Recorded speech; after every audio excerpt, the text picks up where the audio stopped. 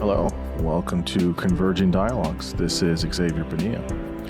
On this episode, I am speaking with Nancy Foner. Nancy is the Distinguished Professor of Sociology at Hunter College and the Graduate Center, City University of New York. She has her BA from Brandeis and her PhD at the University of Chicago. Much of her work is on immigration in the United States today and looking at different waves of immigration. She is the author of more than 20 books, including the most recent, One Quarter of the Nation, Immigration and the Transformation of America. And that's the book we talk about in this conversation. We start by giving an overview of the current immigration data. We talk about the waves of immigration in the United States and give a brief overview of what that looks like. We obviously don't go over the whole history of immigration in the United States, but much of it in the 20th century. We talk about the importance of the 1965 immigration bill, and in her book, that's kind of the starting point for various reasons. We talk about the current racial composition of the United States. We talk about various culture changes in the U.S. We talk about immigration's influence on changing cities, suburbs, and rural communities. We talk about how immigrants have positively impacted schools, places of worship, the economy, etc. We also talk about immigration and its influence on politics. And we also talk about mixed race relationships and future generations. I have to say, I have not talked about immigration kind of formally, at least not dedicating an entire episode to immigration. It's something that obviously interests me, and I can't think of anybody better to talk about immigration with than with Nancy. She was absolutely lovely, and she's obviously well-versed, well-researched, well-studied in this topic, and her book does an excellent job of giving a very, very nice up-to-date picture of what immigration looks like in the United States today. And so now I bring you Nancy Foner.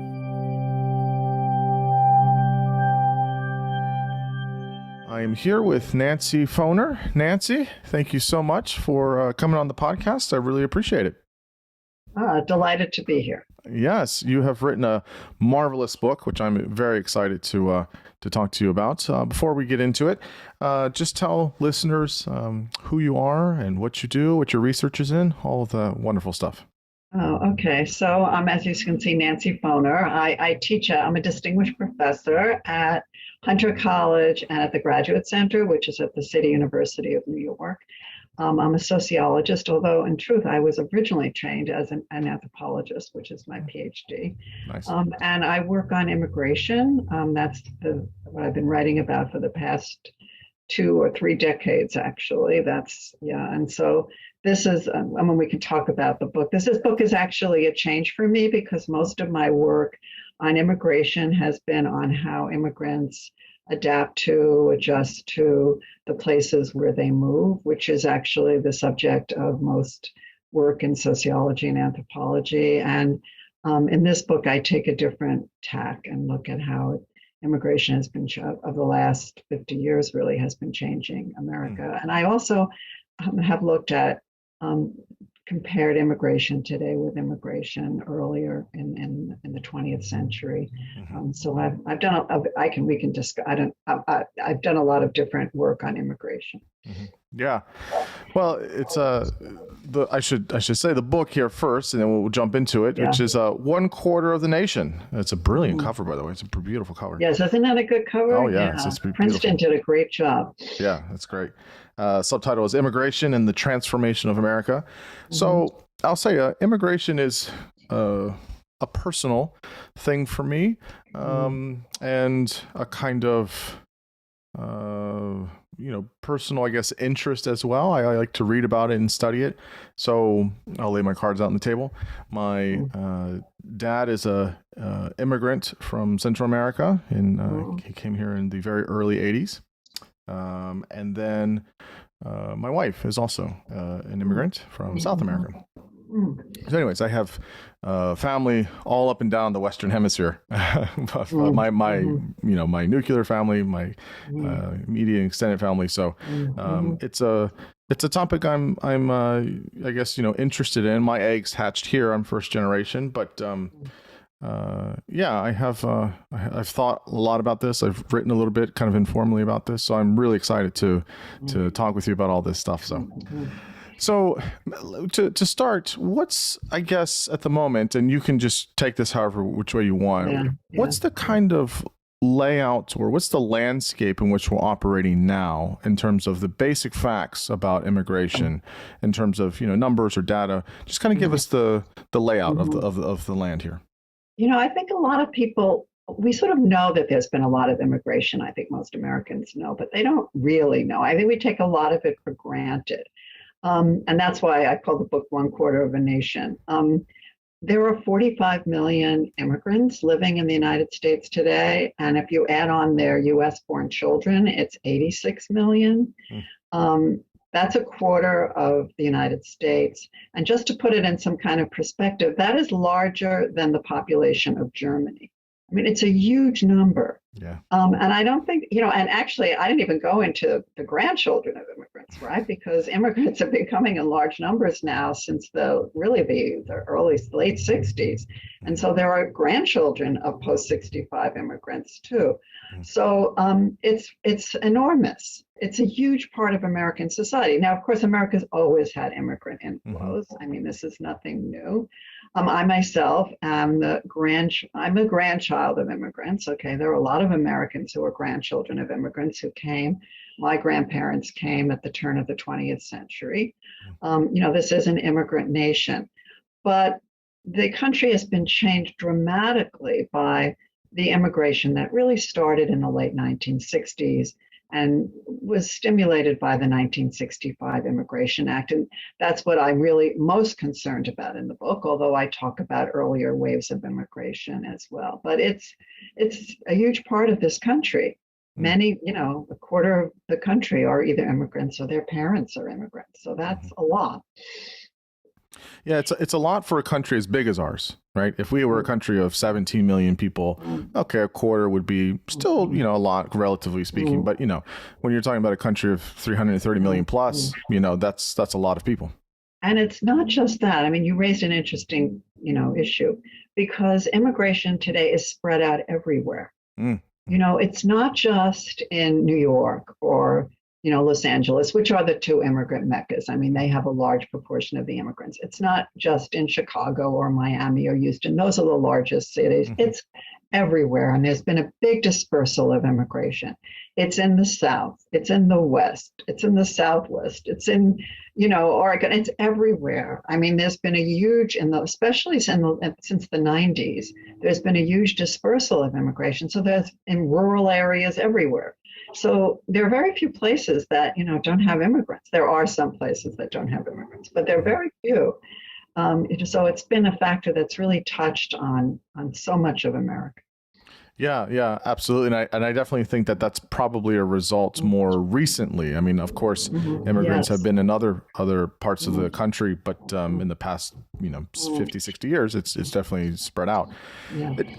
I want to ask why you started with 65, but maybe just real quick, what are the kind of major waves of immigration in the history of the country? Just kind of give us the snapshot real quick. I really just want to give it, and I don't want to go away. I mean, there's always been immigrants, coming from ever.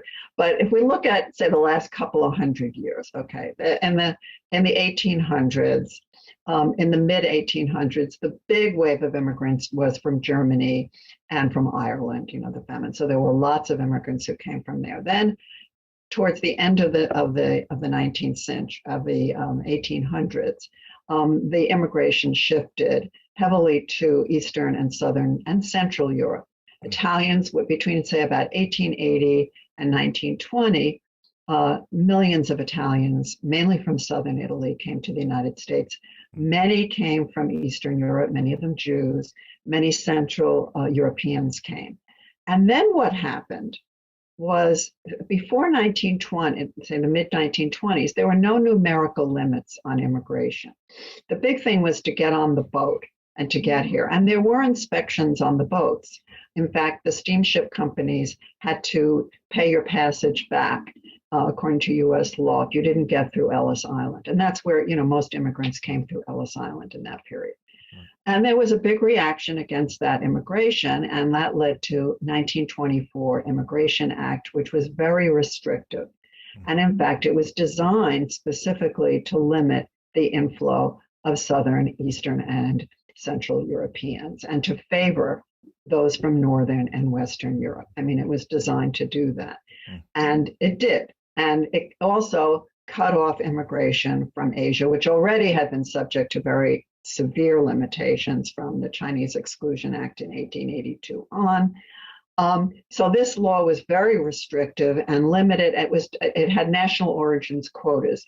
Each country was given a particular quota, and initially it was based on the census figures of 1890, when groups like Italians and Russians were very small in the United States, so it gave them very low quotas.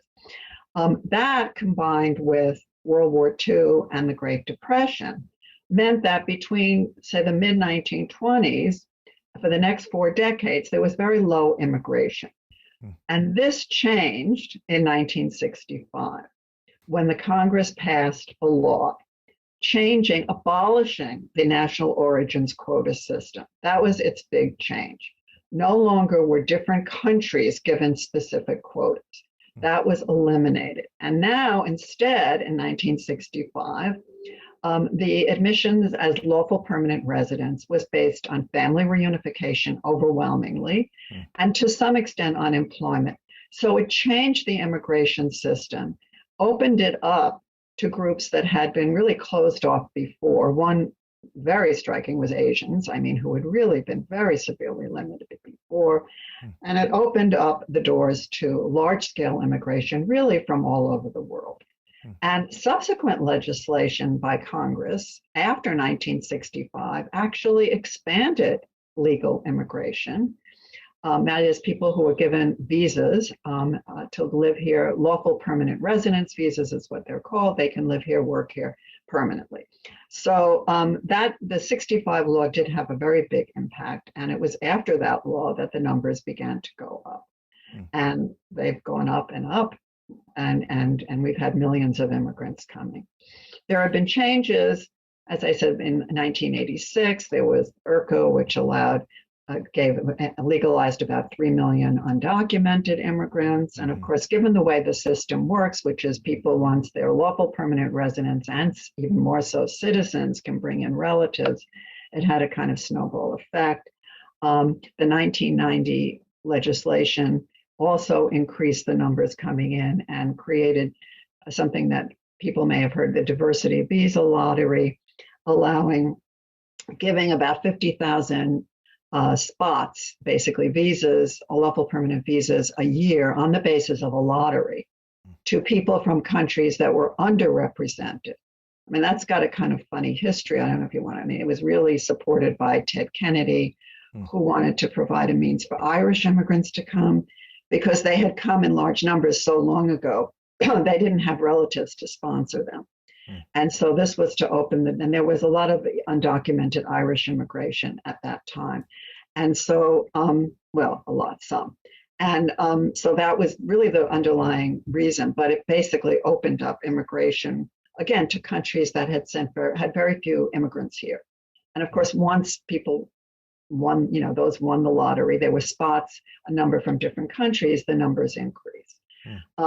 We haven't had much immigration legislation really since then, but those were among the 3 important pieces. And 65 is often, people talk about post-65. I do, post-65 immigration, because that's really when if you see a chart, you will see, low, low, low, and then after 65, it kind of goes up, up, up, right? And so that's what we're still in the midst of. So 65 was the, second term of the Johnson administration. And I guess what was the impetus, or what was the rationale? Was this part of his Great Society, or was it just something different of wanting to change the immigration laws? And then why was the change from the quotas to based on family relationships, employment, humanitarian, et cetera? It was really, there's a lot written about this and differing disagreements. It was really part of civil rights legislation to open America to groups who had been shut out before, partly on the basis of race. Okay, if you certainly get Asians, right, who was shut out. There were foreign policy considerations in terms of America opening its doors to parts of the world that had been, again, shut out. And those who came up with the law really did not, according to it, think that it was going to lead to the kind of explosion in immigration that it did. I mean, they thought it was going to lead, they were opening the door to Eastern and Southern European immigration. The fact is that the demand to come to the US after 65 from Europe was pretty flat. One is that this was still a period of economic expansion in Europe after the war. Say, if we look at sort of Italians, they were moving into Northern Europe for jobs. A good part of the world, even in 65, couldn't move. I mean, the world behind the Iron Curtain, I don't like whatever, Eastern Europe and Russia, you couldn't leave. Right. Those groups weren't leaving and coming. In 65, many countries were just coming out of colonial rule. They also were kind of couldn't leave. I don't think there was an awareness that this was going to lead to the kind of movement that it did. And it's often referred to as, one of the great, a law with great unintended consequences. But one of the things, and maybe I should have mentioned before, but let me just give a sense in the numbers, because I think it maybe also puts this in. If we look in 1960, there were a little under 10 million immigrants in the US. Okay, 1960. 2019, 45 million. That's huge, right? Yeah. Again, if you look at it percentage terms, in 1960, immigrants are about 5% of the US population. They're now 14%. Bear in mind that that's still a little lower than it was in 1910 and 1890, but we're getting there. And then the other factor is that immigration for much of American history was European immigration. Right. So if we look in 1970, it was 1960 still, 1960, 75% of the immigrants living in the US in 1960 were Europeans. Now, a lot of them were getting older, they had come earlier in the 20th century, but 75%. The figure today, 10%.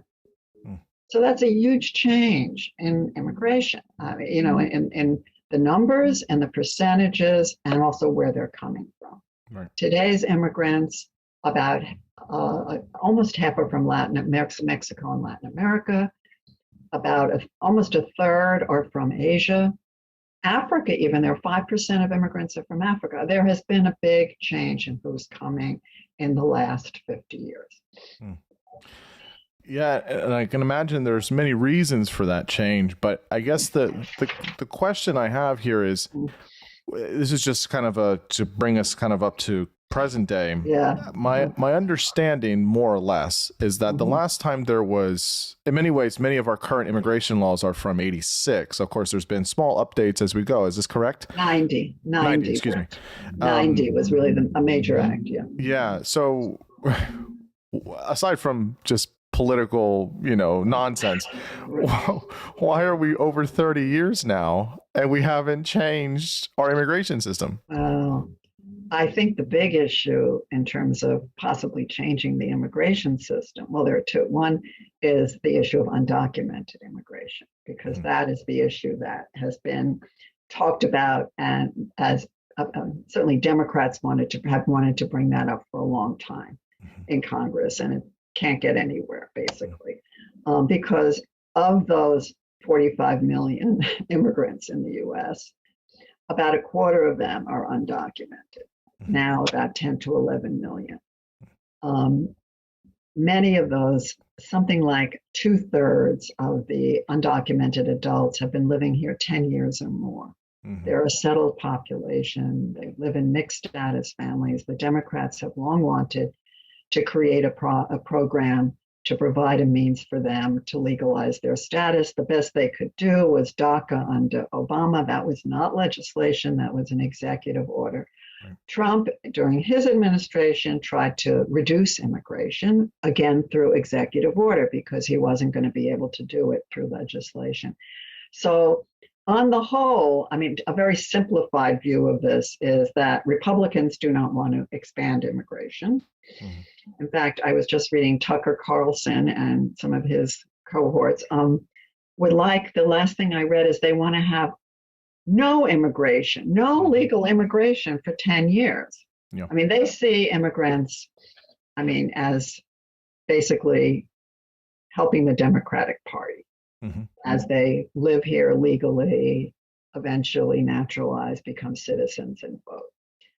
I think really that's the underlying reason, but there's also, they're appealing to anti-immigrant sentiment among a portion of their base. But the Democrats, don't have the votes, and it's a contentious issue. I don't,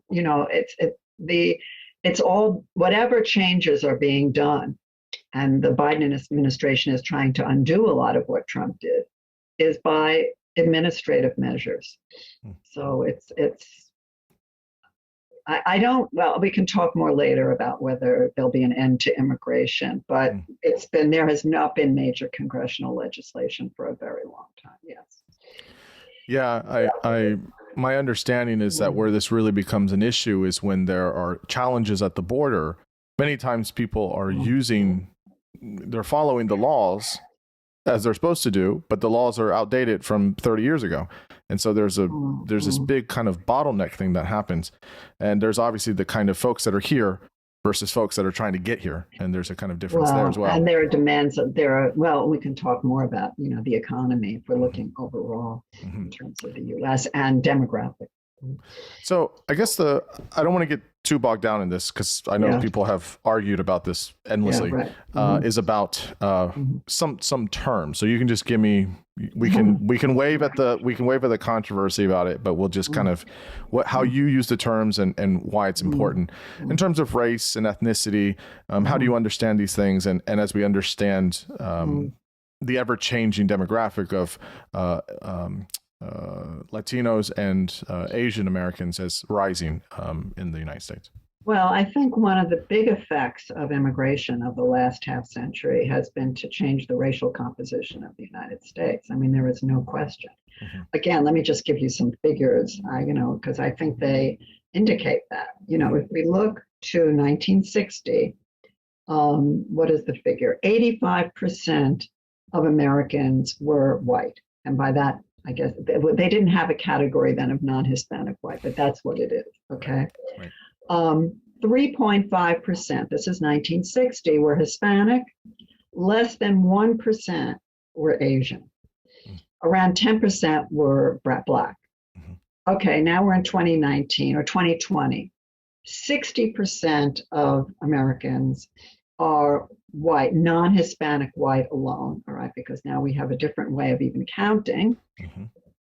Hispanics are the largest minority group at 19%. Asians are now 6%. Blacks are about the same, but 1 out of 10 are immigrants. And actually, if you look at immigrants and their children, 20% of Blacks, people who cross off non-Hispanic Black on the census, are immigrants or children of immigrants, overwhelmingly from Africa and the Caribbean. That is a huge change in the demographics. I mean, again, to say Hispanics have become they are nearly a fifth of the nation. Yeah. So, basically you could say they're a fifth, 19% is close enough, okay? That is largely due to immigration and then to births. But the birth thing, they're births to people often who are immigrants. So, so this is huge, okay? This is a huge change. But it's not just, again, we can talk about, it's not just the composition of the population that's changed in terms of the racial composition. It's how views or perceptions of these groups have changed, and in part due to immigration. I mean, it's been an enormous change in this country. Yeah, it's interesting. One of the things I think that people are realizing is what you just kind of mentioned there with some of the numbers is that while Latinos in the United States are a sizable portion now of the population, as an ethnicity and in various ways, politically, culturally, etc., it is very diverse within that group, right? Folks from the Caribbean, Central America, Mexico, South America, they're all a little different. They're definitely not a monolithic group, and so that becomes very peculiar, I think, for a lot of people. I think that's a great point. Mm-hmm. And I did a lot of work in New York, and obviously I live here. And New York has 3 million immigrants, if not more. So I mean, that's a big number, right? Okay, it's a third of the population.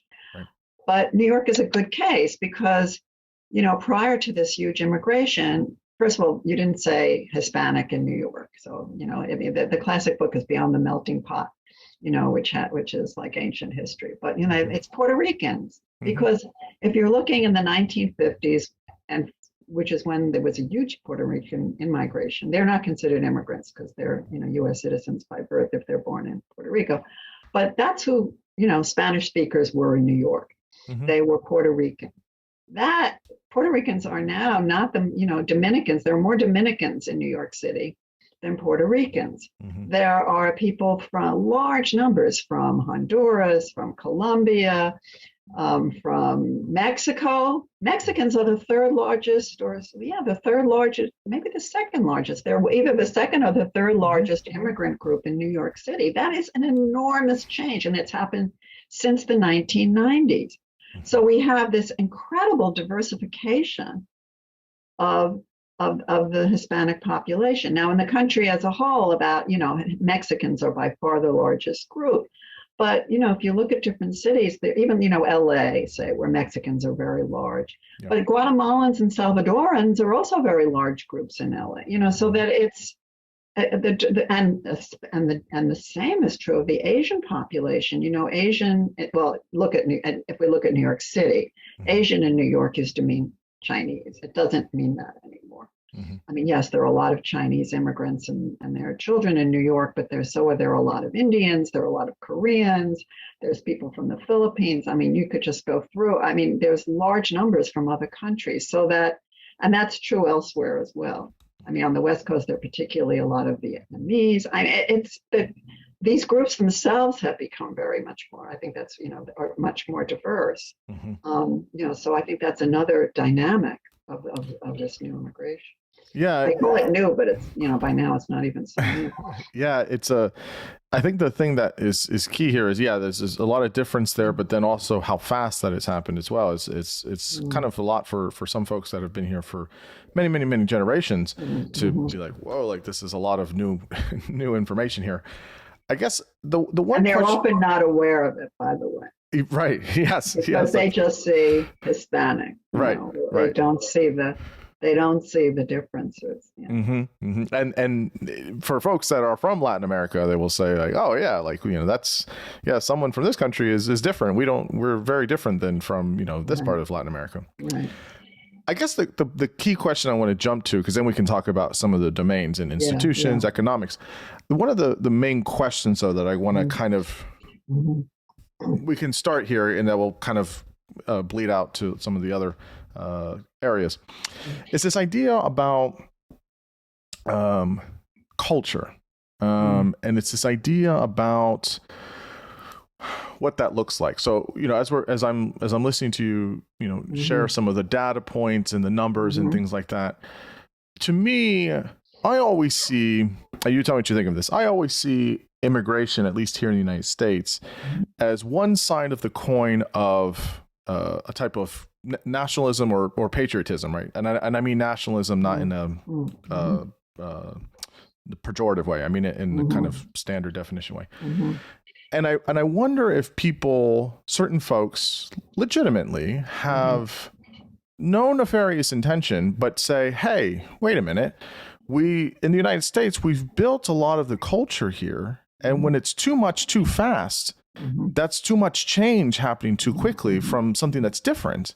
How much do you think why in some ways there's resistance to large numbers of immigrants and how quickly it's happened over, let's just say even 30 years, that's why there is this kind of resistance to it? And really, is it a question of who do we want to be as an identity, right? As our country, what is our identity, right? Now, some people will say, well, we're a nation of immigrants, right? And that's not entirely untrue, but I guess it really comes down to that question. So what do you think are some of these ideas broadly with culture and identity for the nation, of how we see some acceptance and some resistance for immigrants coming here in large numbers very quickly?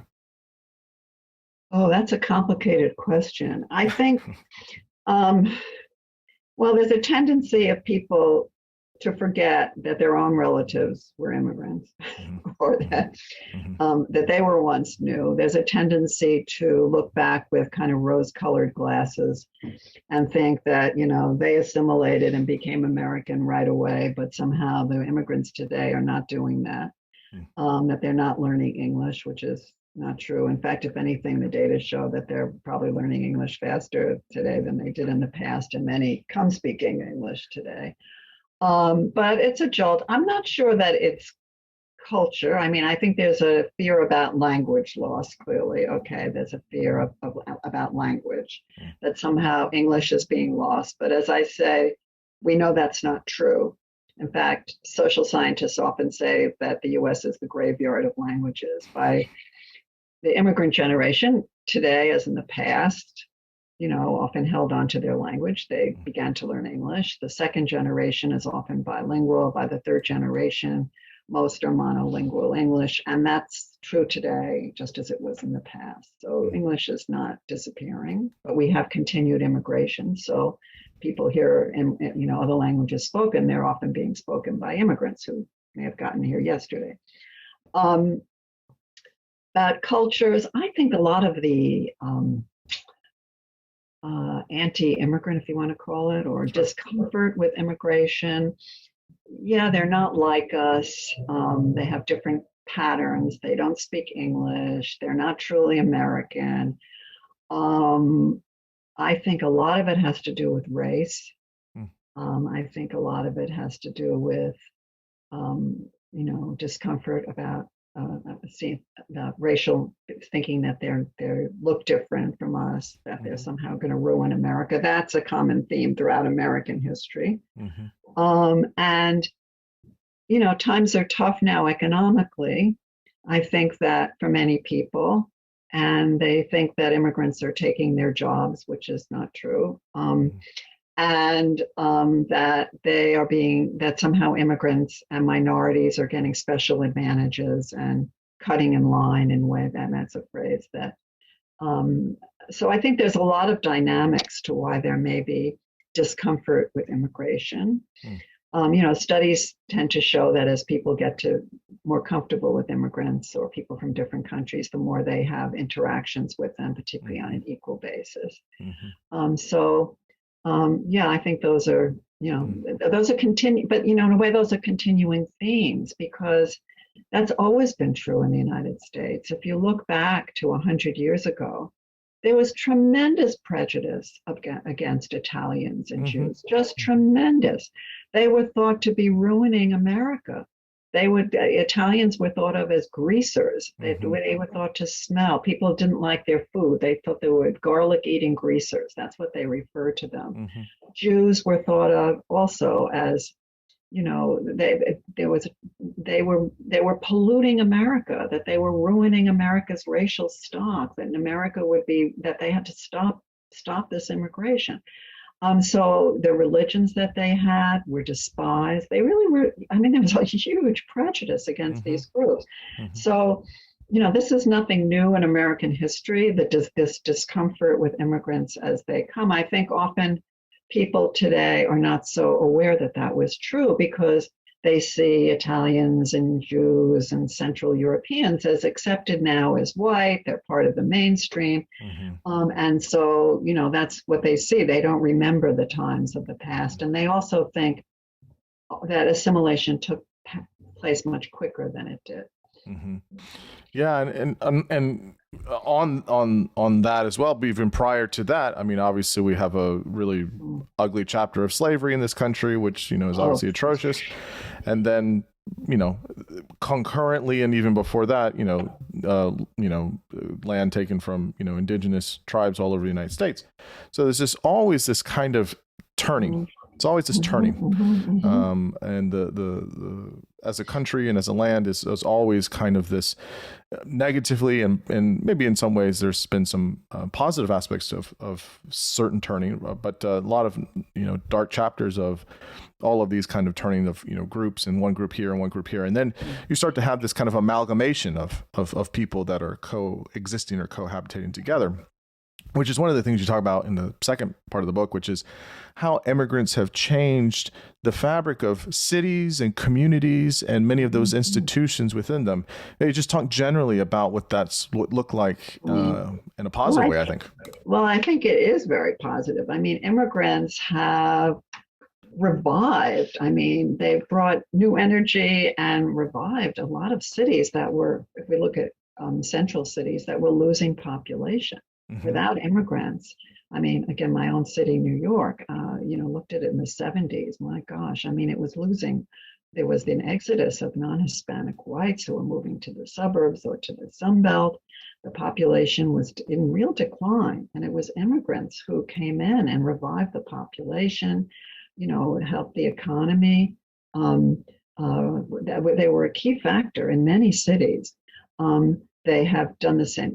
Neighborhoods that were deteriorating, again, in New York and Chicago, that had really fallen on hard times as many ethnic whites had left for the suburbs or elsewhere, and they were in decline. Immigrants brought businesses, population, purchasing power, fixing up homes. So they have been a real boon to cities. They've been a boon to many rural areas as well in staunching population loss. In some places, they've even led to some population gain. But, rural areas in America have been losing population very rapidly. Young people are leaving, old people are dying. The population's in real decline. They were in bad shape. And immigrants coming in have reduced the loss. I mean, they, as in some cases, have increased the population.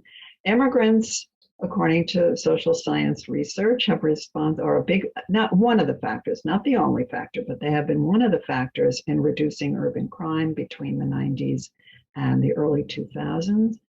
Immigrants have lower rates of crime, violent crime, than native-born Americans. They don't want to get deported. They're working hard to send money home and to help their children. They don't want to get arrested. And so or commit violent crimes. We know the data show that. So immigrants have been really an important factor in helping our cities grow, helping suburbs grow, helping rural areas, staunch loss. So they've been a really big and important factor. And the numbers are really, again, I come to some of the numbers because I look at them and I sometimes say, oh my goodness, just immigrants alone. I don't know why this one figure really gets to me, because in 1970, the Dallas-Fort Worth area had 35,000 immigrants. By 2014, it was 1.2 million. Wow. I know. Wow. Well, the South, didn't used to have many. Texas, of course, had a lot of Mexicans who came into Texas. I mean, that's a longstanding population there. But the numbers have really increased. And you look at various cities in the South, the actual numbers are not that big in many places, but the percentage increase is like enormous in places in North Carolina, in Georgia, you name it. Because, those places had a captive labor force for many years, right, in the form of slaves and former slaves. And now, the new low-wage labor in many of these places are immigrants. But I also want to say that, well, maybe we could put that we think of immigrants coming in doing low-wage labor, which they do. But we should also think about immigrants both in helping cities and the country at large, is that a very large, significant proportion of immigrants are highly educated. And this, by the way, compares to the past. About a third of immigrant adults in the U.S. have a BA degree or higher. That's very high. There was nothing like that in the past. I mean, nothing like that. So anyway, they have had a very important role in cities. Yeah, and well, in suburbs. More immigrants live in suburbs actually than in city. well, that was the key thing I took away from your book. Mm, One piece I mm, wasn't really mm, as mm, aware of mm, was, mm, yeah, people talk about cities, but really seeing the impact on suburban areas and in rural areas was also, it's like, oh wow, like, that's that does not get talked about as much, and a lot of these things, in my view, becomes, I think it's like this with many things. We can maybe touch on politics later, but mm, a lot of things is becomes a regional thing, right? Where someone is situated in a region, if that's a mm. rural area or a small town or city, or suburb, Yeah. or unincorporated, Mhm, those, whatever the challenges are in that area, mhm, it doesn't matter where you're from or what, race or culture you are, mhm, those things become your issue. That's the thing you're mhm, concerned about, right? And mhm, so I think we see that a lot, regardless of race or ethnicity. You also mentioned how immigrants have impacted various institutions such as schools, hospitals, places of worship, etc. Maybe talk about the impact there as well. I mean, is this some of mhm, the pieces about being highly educated as well and being instantiated within these mhm. institutions? Well, schools is that immigrants have children. So, Sure. Yeah. I mean, one thing, and I think again, I see this in New York. Without immigrants, a lot of schools in New York City would be closed. Mm. I mean, they would not have survived. I mean, there just weren't enough children. So, and once, I mean, at very basic, immigrants have kept schools open and expanding. I mean, they may be crowded, but at least they're not closing, right? Hmm. But the schools, of course, have had, in areas with a lot of immigrants, have had to adapt to integrating children coming with different languages, right? I mean, that's been a big issue. I think the language issue has been a big issue for the schools. And of course, they come at a time now when, due to the civil rights movement, really, there were language programs that were being introduced in the Hmm. schools. And, that's been a big debate, which language programs are the best and how do we teach children English? Because obviously the goal is to teach them English so they can get ahead in the American workforce. So there are all kinds of new bilingual programs, dual immersion programs. I mean, that's been mostly a response to immigration, that the schools have now an array of language programs, and also immigration is partly responsible also for kind of emphasis on multicultural Hmm. classrooms. It also has to do with the civil rights movement, Hmm. but I think also, yes, the schools, yes. What else? In terms of religion, a lot of immigrants, most immigrants are Christian, almost 70%, but they've had an impact on, certainly Hispanic immigrants have had a big impact on the Catholic Church. Hmm. There are masses in Spanish in Catholic churches. They're celebrating, the Virgin of Guadalupe and different holidays. Hmm. Protestant evangelical churches, or there are a lot of them in the US. So that's been, I mean, actually, it's helped religious congregations in many cases Hmm. also stay alive, Hmm. that they would have not been as active as they are. Hmm. Um, Also, of course, there's Muslims are not a big, I mean, a relatively small proportion. What is it, about 5% of immigrants are Muslim? It's quite small. But, we see mosques have been built in places around the country. Hindu temples, those are new in parts of the country. So, yes, religion, new institutions. Hmm. I don't know, schools, religion. What are the other? Well, I wanted to ask about, on that piece of it, is about the economy as well. We've already touched on it, but many Mm, people will talk about unskilled or low skilled workers versus high mhm, skilled workers, mm. and so you can talk about that. But you mentioned a really key point in there, which is that immigrants are contributors to the economy in their work, but also in their consumption as well. So maybe just kind of talk about that piece too. Yes, I think people forget that immigrants not only take jobs, but they buy things, right? Right, And right, they use services. right, right. They're on the subway. I'm very New York oriented, but That's okay. okay. But That's they okay. use the buses and the subways. Um, yeah, thank God. Otherwise, we'd really be in trouble. They also buy things. They purchase goods. Hmm. They buy houses. Hmm. They go to schools. they're an important part of the economy as purchasers and consumers of goods and services. They keep the public, I mean, they're important for the public sector and for the private sector too. Even such things as, eating food. I mean, we're talking about 45 million, with 45 million immigrants and 86 million with their children. I mean, they're buying a lot of stuff. That's good for the economy. So yeah, that's an important thing. Clearly, I mean, I talk about a bit about the real estate industry. A lot of immigrants buy homes. That's right, yeah. So that provides work for people who are both immigrants and not immigrants in terms of construction and real estate agents and, the whole bunch of jobs that are subsidiaries of the real estate industry. And they're an important part of the real estate industry, actually. And as I mentioned, schools, without immigrants, teachers, there wouldn't be a need for as many teachers and bus drivers and custodians.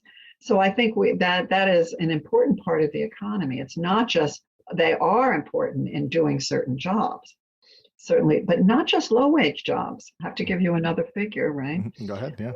28% of the physicians and surgeons in the U.S. are immigrants. Wow. 16% of the registered nurses. So they are also meeting shortages and medical shortages, because often they're going and working in places that native-born doctors and nurses don't want to go. Right. Often they're working in other places too, but they're an important part of the healthcare system. They take care of the elderly, and that is an issue today, in nursing homes and in private homes, but it's going to be more of an issue in the future, given the aging of the American population. So yes, they're both doing jobs that are important. They're setting up businesses of their own. 1 out of 5 businesses in the U.S. is owned by an immigrant. And so, they are a very important part of the economy, which is, so. Yeah, I think all of that is super relevant and something that maybe people kind of know intuitively, but don't really get all the numbers and let it sink in. Yeah. I think another way this comes out, we mentioned culture earlier, but this happens in food, music, film, that people are seeing in arts and within our culture and society that there's more of an exposure now to different groups. And we see this with, I'll just take an example. Some of the more, Disney has made a handful of films now, animated films about the Latin culture, right? Encanto is nominated. We had Coco a couple years ago. There's, certain things in that way. Obviously, with various Hollywood actors, various people that do better musicians and artists that way, that become mainstream in some ways. Another point is about, I could be wrong on this, but I believe that the number one sport that kids play in the United States now is soccer. It is, yeah. Which, 60 years ago was baseball probably, and so there's a whole explosion here of that. And you have to, it has to be said that soccer is, a religion in Latin America. and also that, soccer is, globally, I think it's the number one sport, if not, maybe, cricket might be up there because of population. No, I think soccer must be. Is huge. Look in Europe, huge. Yeah. Soccer craze. Yeah, and Africa and Asia, Everywhere. Latin America. Yeah, so I think it's true. Yeah, having that as kids play soccer, and it's relatively affordable and easier, and that's all of those things. In terms of the idea of building culture or how culture evolved and changes, is a way in which we see a lot of the influence of immigrants. I guess I just want to zoom out real quick. There was a book written by Matt Iglesias, who, it was an interesting idea. He talked about 1 million Americans. Excuse me, 1 billion Americans. 1 billion Americans.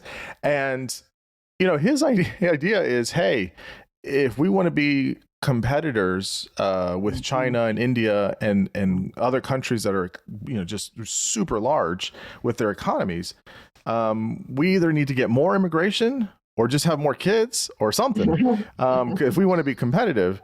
And it was an interesting argument. I don't know if I agree with everything that he says in there, but I guess in that way, just as a general kind of relative or in comparison with the rest of the globe, you're making the case, I think, in one way of like, look, immigrants are net positive in a lot of ways. We're getting a lot of good things. They're giving back to the country.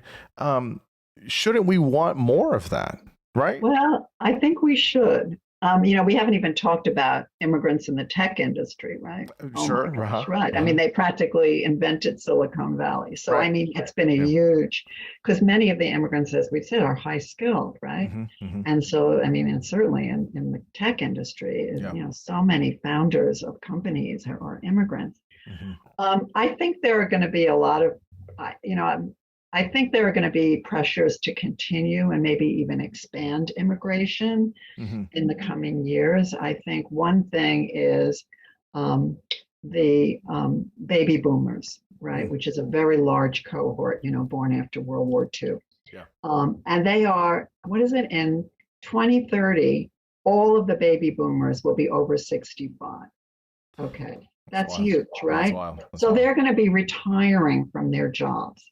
And they're going to be aging and needing care, eventually. So that's one thing. But if we think of jobs, they're going to be leaving jobs. And at the same time, fertility rates in the U.S. are way down. We're not, they're way below replacement levels. So we're not having enough children in the U.S. Plus, we've got this huge cohort of baby boomers who are going to be leaving the workforce. And we're going to be having a growing dependent aging population. So what are we going to do? I mean, immigration, there's going to be a demand for employers are going to want immigrants. And I think the country is going to want immigrants. So this notion that we're going to cut back on immigration, is not sensible, right? It's not as sensible. And so I think that there is going to be a demand, so there is going to be a demand for immigration. And the United States has gotten a lot of, I think that the Americans, again, middle-class Americans, we forget maybe, really benefit in a lot of ways from immigration. I mean, we not only do we have people who are willing to do jobs, unfortunately, for relatively low wages and work hard at them, but we also often get people who are downwardly mobile, who can't for many reasons, because they don't speak English well, because they can't meet licensing requirements here. I mean, the people who are caring for the elderly or caring for children or doing many of these low-wage jobs are way overskilled for whatever they would not do this kind of work in their home country. And so that's another way, by the way, that the U.S. really benefits from immigration. So, I mean, there are many ways that the U.S. benefits. And I think, the basic demographics and economic needs are going to lead to more immigration, which I think is a good thing. The book doesn't focus on integration of immigrants, but I should say that I was involved in the National Academy of Sciences panel on the integration of immigrants into the U.S. And all of the evidence shows that immigrants and their children, really, that's who we should be looking at. You can't expect a person who comes here at 30 or 40 years old to completely integrate into a new society. Yes, they work. I mean, that's not, but what about their children who are born here? They do. I mean, they become Americans. They're committed to America. They see themselves as Americans. This is a great thing for America, right? And immigrants too, are hardworking people. I think, they come here because they want their children to do better. They want to send money home. They're really motivated and striving to do well. What a great thing, right? Yeah. That absolutely. we are lucky that we have all these immigrants, it seems to me. Yeah. And of course, they enrich, as you said, they enrich our culture too. And that's been something that's been very clearly. And our food, we eat much better because of immigrants. Yes, I know. We have no to denying thank that. immigrants for improving our food, right? Right, that's right. I want to be respectful of your time. I just have two quick final questions. I mean, obviously the next question I'm going to ask is a huge one. You could spend, an hour on this alone, but obviously politically, there's a shift politically, in general, just in general from the past, 50, 60 years. But I guess the big shift, and I've written about this as well, is about Latinos voting Republican, and there's been an increase every single presidential election, just more and more and more and more and more for Latinos voting Republican, which I'm not saying that's a negative thing, but I think it is for many people, especially on the left, a surprising thing. And so what do you make of this shift of, if seeing Latinos as, a kind of block of the Democratic Party or a voting block there, well, that's not necessarily the case anymore. How and then as soon as you also see about second and third generation, as you were just saying, people that have lived here in certain places, this does start to break down regionally. There's a whole lot of factors here. What can we say about how immigrants and children of immigrants are voting? Well, on the whole, immigrants and the children of immigrants are voting Democrat. Okay, I mean, racial minorities, let's put it this way. Sure.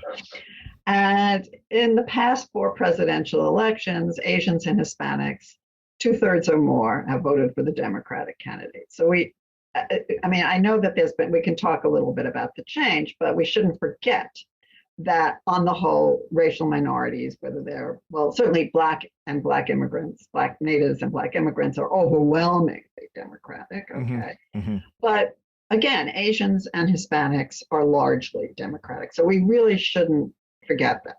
Yes, I think the big shock was what happened between 2016 and 2020. Because after all, 2020, you would think, how could anybody vote for, an anti-immigrant president who said, blatantly, racist things about Mexicans and Hispanics. I mean, he made immigration an issue, right? How could they vote for Trump? And in fact, he got more of the Hispanic vote, about 10%, according to some surveys, than he did in 2016. So what's going on here? And is this a trend? Okay.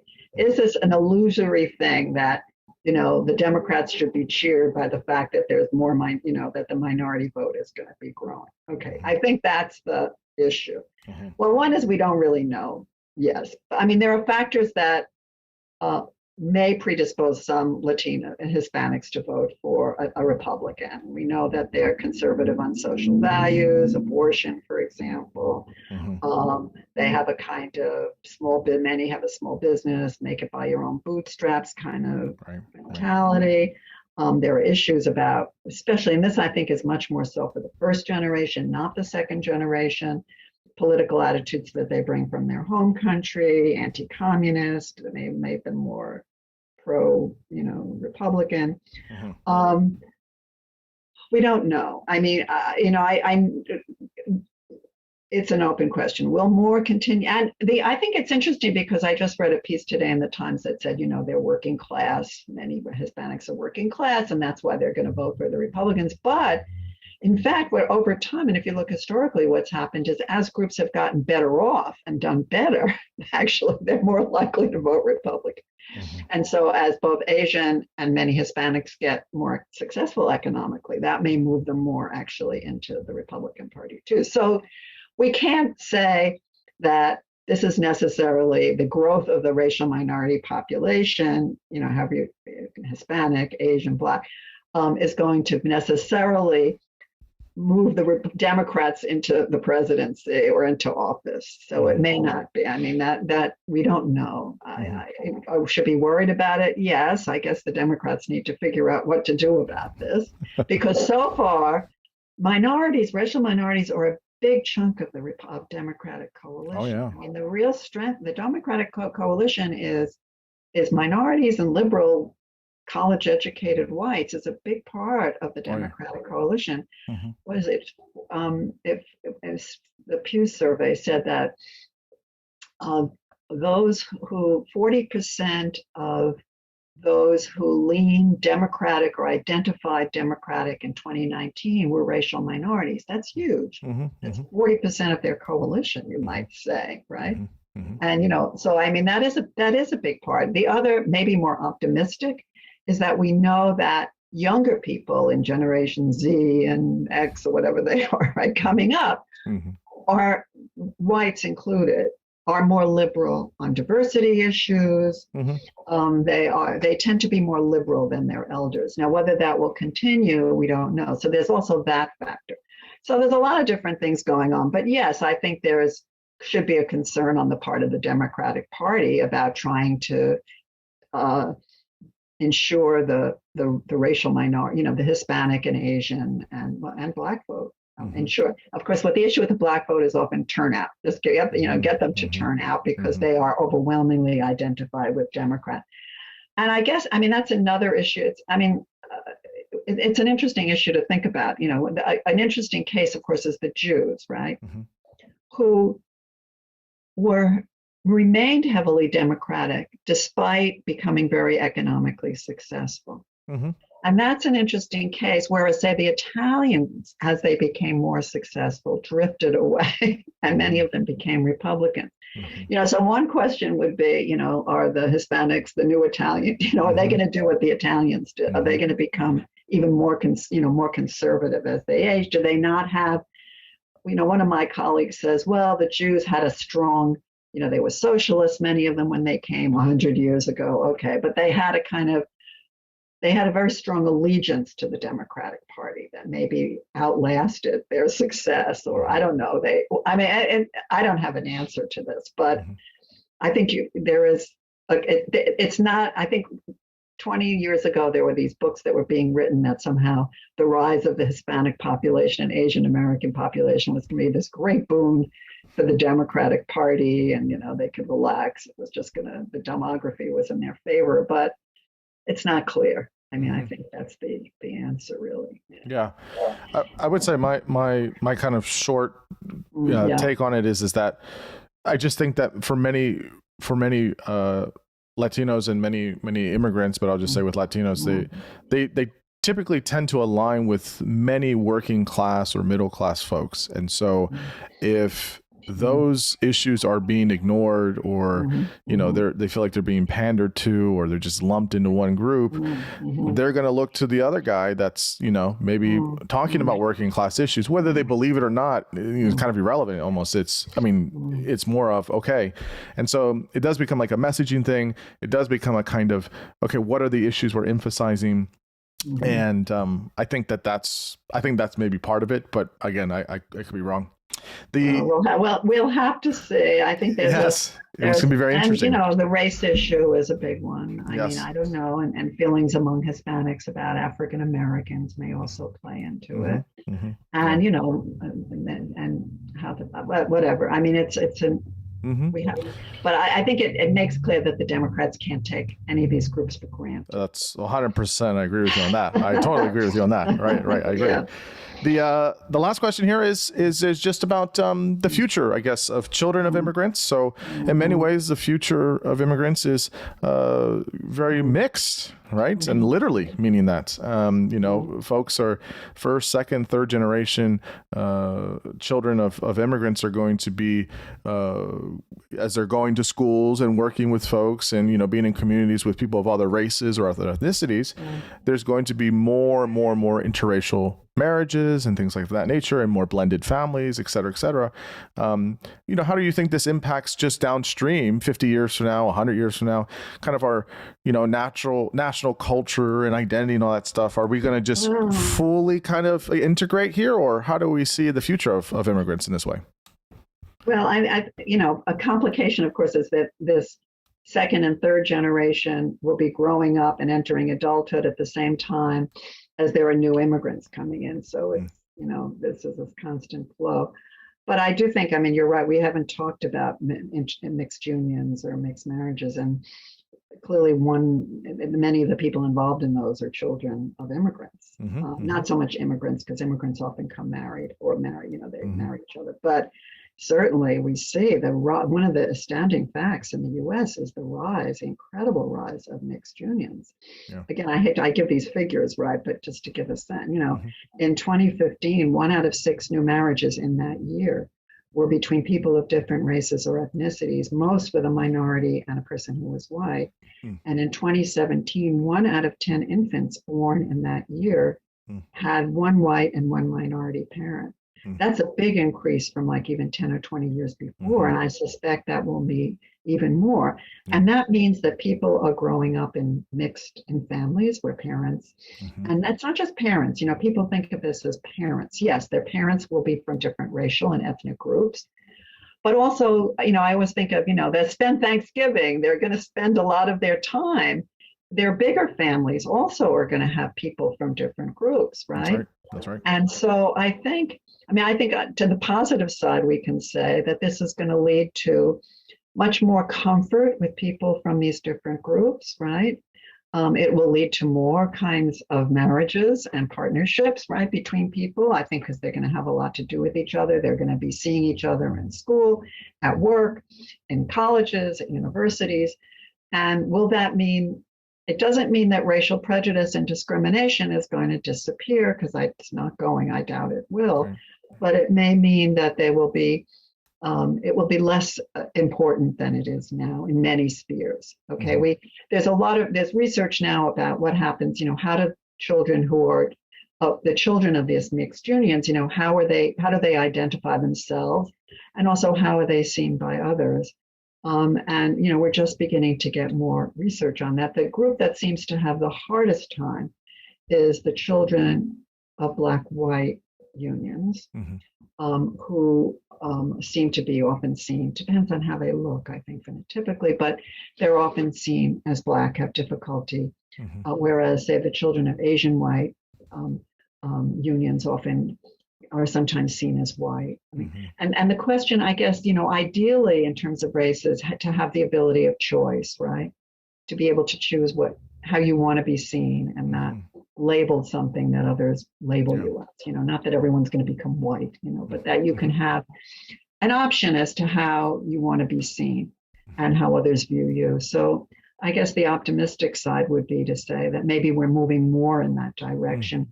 We also might move to a situation as in Latin America, this notion of mestizo. That's right. Yeah. That people are of mixed race, that will become another category, that people will see themselves as mixed. We don't really, this is speculation, but I think we can say that this society is going to have more people who are mixed. And the racial systems, well, it won't be the same. I mean, if you had talked to somebody in 1910 or even 1920, and you went to the Lower East Side of New York and you told somebody who was Jewish, right? There's going to be a time when Jews can live wherever. They won't be, they won't have rules that will prevent them from buying houses in certain areas. They'll be able to get all kinds of jobs. They're going to be in the highest position. Being Jewish is not going to be that much of a stigma. You're going to be just considered, in most cases, just white. Not that they're, they would have said, that's never going to happen, because Jews had trouble. They couldn't move into a lot of neighborhoods. There were clauses in contracts that said that you had to sell your house. You couldn't sell your house to a Jew in many neighborhoods. My own relatives couldn't get jobs in certain places. They were discriminated against. There was a lot of discrimination against Jews. That's not the way it is now. It's changed. And so who knows, right? We can say, 50 years or 60 years from now, it's not going to be perfect. I really do want to say, I think there still will be racial and prejudice. I mean, the case of Asians, by the way, is maybe a case in point, because they have been risen in status, right, from being, the yellow peril to a model minority, particularly for East Asians. And many of them are very successful. Not all, many, a good chunk, have high levels of very large proportion of the classes at the most elite universities. And yet here we have the pandemic, right? And they're victims of hate crimes, so that, we're not, it doesn't mean that prejudice and discrimination go away, but I think we're in for, there'll be changes, I think, in race and ethnicity. And in good part, I think, because of the large immigration, because that's changed the racial composition of the population. Yeah. No, I fully agree. And it's really interesting how it's continuing to evolve as we keep, just speeding through history, it feels like. So the book is called One Quarter of the Nation, Immigration and the Transformation of America. Highly recommend it. It's fantastic. It's a very good read. It's not very difficult, and it's very, very good. You illustrate the data very well and throughout the book. Where can people find the book, and where can people find you and your research and all the relevant places? I guess the best place to find the book is to go on Amazon, right? And that's what I would do. I mean, to go on, you could go to Princeton University Press, but I think probably you get a better deal if you go on Amazon. And if you go on Amazon, you'll be able to easily find it. Yeah. And yourself, where can people find your work and your research? Oh, I guess you just Google me, Okay. Is that what everyone says, right? Google me and you will find my bio and my CV, because I have written other books. If you go to Amazon and put my name, you'll find my other books as well. That's great. Well, look, Nancy, I've had such a wonderful time talking about a subject I'm interested in. It's just really fascinating, and you've done such great research, and I had such a wonderful time talking with you about this stuff. So I can't say enough thanks. I really appreciate it. Well, thank you for having me on your podcast. Do you say having me on your podcast? Is that the? I think so, yeah. Having me on. Yes. Well, thank you very much for having me on your podcast. I had a great conversation. We didn't get to talk about your immigrant relatives. Right? Yes, I know. But podcast listeners will have heard it enough times over. But yes. Okay. All righty. Well, thank you. Okay. Bye.